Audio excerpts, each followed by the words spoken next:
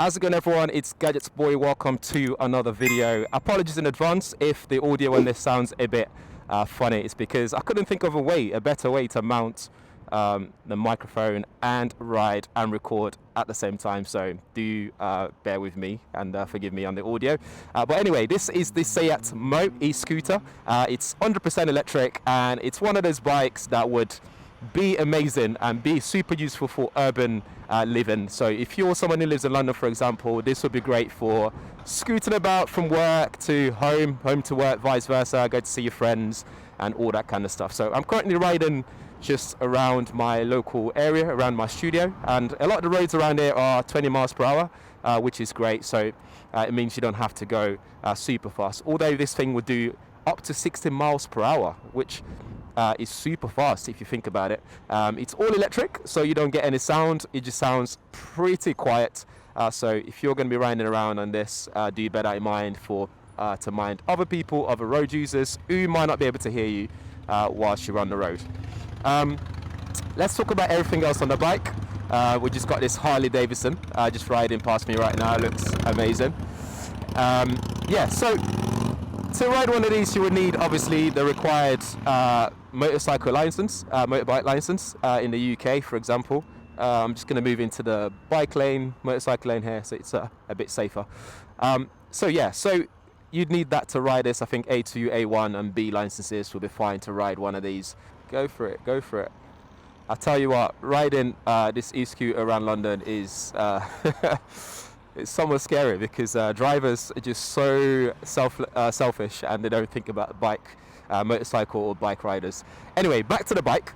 We'll talk about the design. I think it looks amazing. It's got the daytime running lights, LED lights, which is fantastic. I think they're super bright, easy to see at night time. When you indicate, there's a sound that goes on as well, so you're always aware that you've got your indicator light on, which is good. And then you can turn it off when you're done signaling and telling people what your intentions are. So just power this on. You can probably hear it in the microphone, I'm not sure. So we turn that off. And then elsewhere we have a two-seater situation, so you can take a passenger with you on this. Again, make sure you have the right insurance and license to do so. And underneath the seats you can place 2 helmets, which is fantastic. I think a lot of bikes don't even have that sort of space for you to carry things. But if you don't have 2 helmets, it just means you have extra space to put something else in there if you want to, I don't know, load up a small purse or I don't know, whatever you want to put in there. I tend to put my house keys, and the bike lock goes in there as well, which is great. But visibility is great, as you can expect on a scooter. The mirrors are great, very, they're not too small, they're not too big, but you can set them up so you can easily see what's going on around you, which is perfect. And brake lights are great as well. It's even got a reverse mode as well, so you can put this into reverse to help you back out of a space easier, so without having to exert too much power into pushing this out of your parking space, if that's what you're trying to do. What else have we got here? You got different modes. You got eco, you got city, and you got sports mode. I think when you put it into sports mode, things are a lot faster, so do bear that in mind. So when you pull off the line, be ready for that speed, because it does have a bit of torque on this, which is actually fun once you get used to the bike. So it does take a bit of getting used to, but once you get used to it, it's good. It's nice and light as well, super light. And what's interesting about this is, as it's 100% battery, you can charge this at home using just a normal 3-pin plug. You need a 240 volts charging points to do so, and once you charge it, it will take 6 to 8 hours to charge it from flat, but try not to charge it at flat. Try to charge on a regular basis, because then that makes the battery life longer, makes it easier, it's faster to charge as time goes by and stuff like that. So do bear that in mind.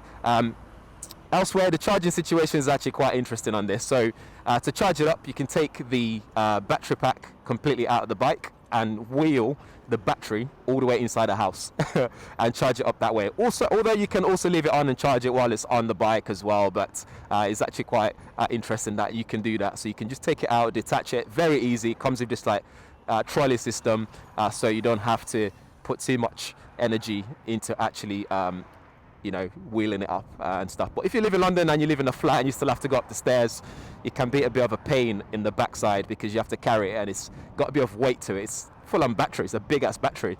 In fact, it's a 5.6 kilowatt maximum battery, and in terms of power, you're looking at 9 kilowatt maximum output in terms of power. But like I said earlier, this would do up to 60 miles per hour.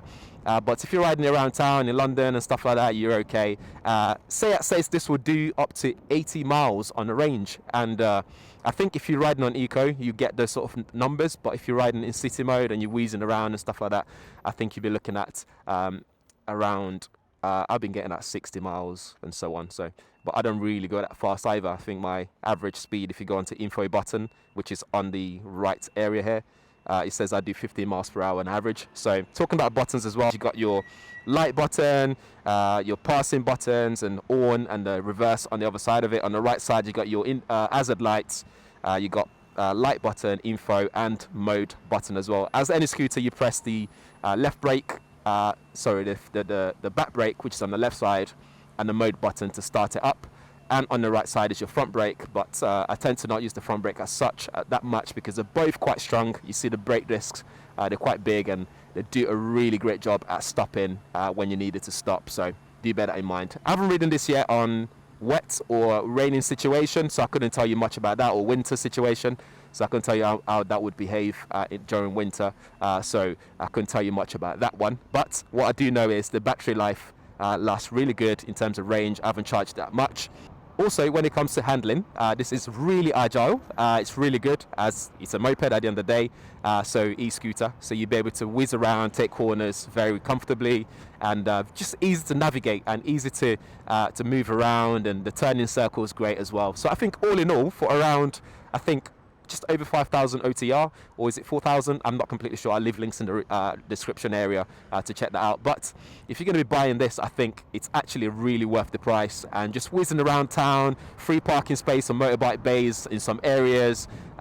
It's free to, ride through congestion charging zone and stuff like that. So you'll be saving a whole lot of money just buying this scooter, and you just have to stay safe on the road. I know at the moment I'm riding with just a helmet. I don't have a full safety kit on, but if you're going to be riding this every day, do get your gloves, get your jacket, and you're good to go.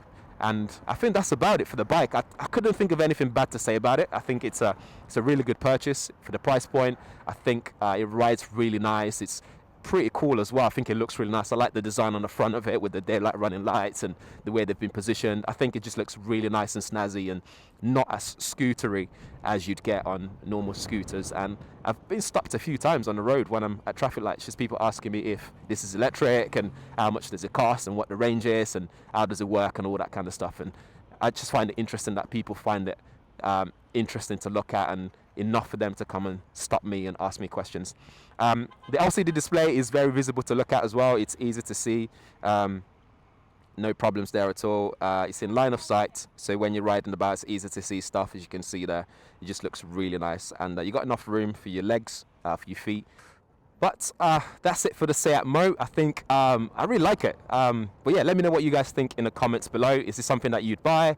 If you have any questions, drop them there as well. And I hope you've enjoyed this video. I know that it's not the best video in terms of showing you guys the bike actually on road, how it looks and stuff like that, because it's quite difficult, as I found out, to record yourself on a motorbike compared to when I do car videos. But that's it really for the Seat Mo.